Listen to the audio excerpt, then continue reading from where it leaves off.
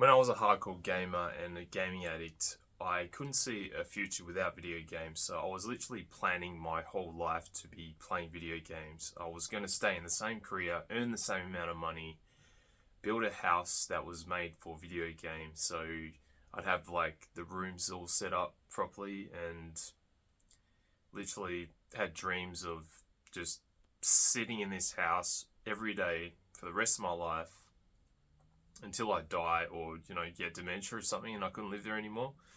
So this is my plan. And to be honest, it was quite a narrow, and it's very sad that I was thinking like that, because it really limits your opportunities for growth.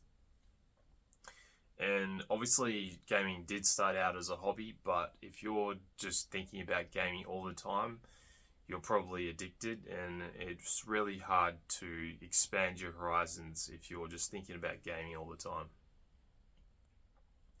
So it's an unhealthy way to live, and you really want to improve yourself, but because you're gaming all the time you would be spending on improving yourself, optimizing your life, optimizing your diet, sleep, everything, health, relationships, it's just gaming time for you, or at least it was for me, and we all are pretty similar. So chances are the gaming is taking up valuable time that you could be spending on growing yourself as a person and taking care of perhaps your future family or your children, if you have children at the moment.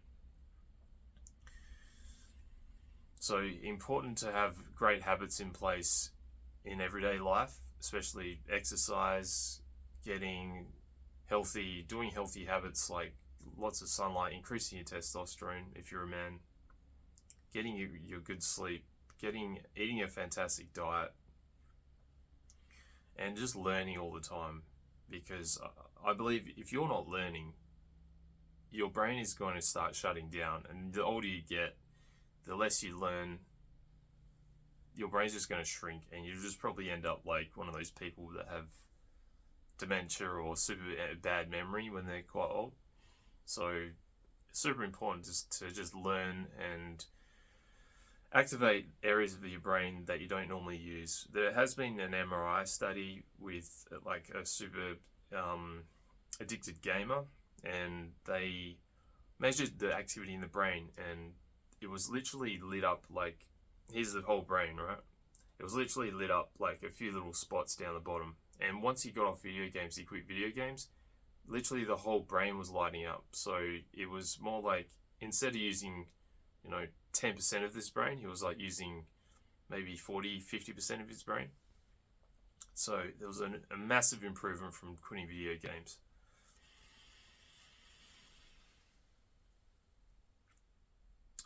And if you're just thinking, I'm just going to stay in this same job forever because gaming is part of my life, well, you're probably addicted. And because you're socially isolated all the time, you might be, say, on Discord, online gaming with your friends or gaming friends, but it's not really real social interaction. It's just like being on the phone all the time. You don't seeing like a physical presence of a person. You don't get social cues. If you go out in public and you're quite heavily socially isolated from people, playing games all the time, well, people are going to think you're weird.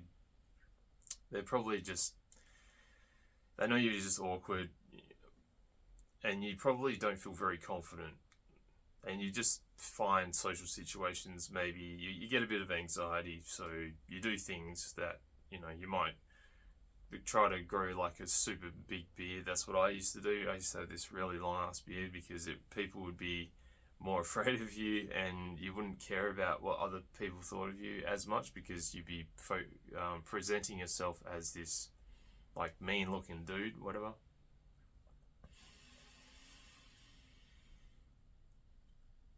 A lot of therapists say, you should have a balance. You should balance your life and video games. But in my opinion, because video games, even if you're just playing 1 hour a day, you're constantly thinking about these games.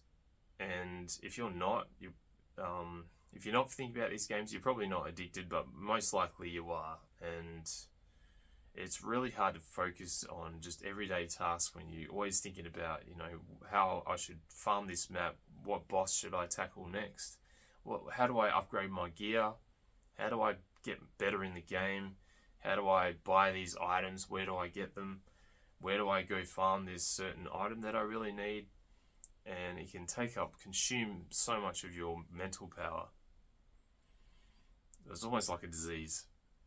And I think it has been classified by the WHO, which is the World Health Organization, as a disease.